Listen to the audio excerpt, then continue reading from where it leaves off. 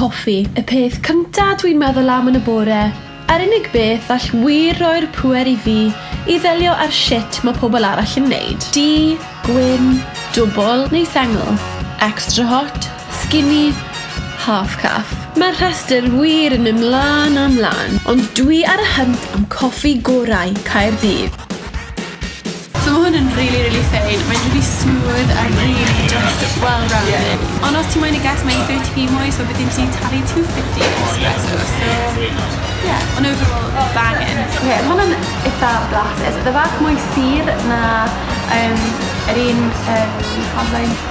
Ond talu ti 180 am sengl, 2 bint am dwbl. Os chi'n moyn I guess, chi'n goffa talu 25p extra. So, sa'n siŵr fel fi'n teimlo am hwnna.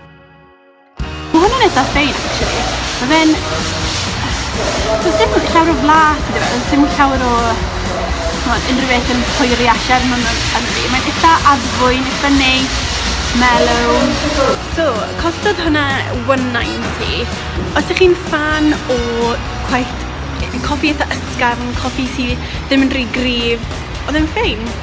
Okay, so, fi di yfed eitha lot o coffi, so angen bach o break arno fi. So nes I wneud hwn dros cwbl o ddiwrnod, achos, o'n i'n digon bouncing ar ôl 3 espresso. Coffi hardlines yn really nice, ond jyst bach yn rhy ddrud I fi, sa'n moyn gwario lot ar coffi fi, sa'n moyn gwario extra 30p jyst am a fath o coffi.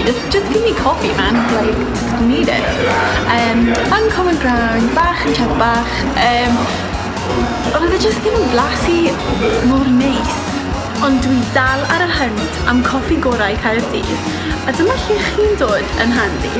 Please rhowch comment lawr y gwaelod gyda rhai o suggestions chi am lle dyle fi trial. A fyndwn ni mas ble wir mae coffi gorau Caerdydd.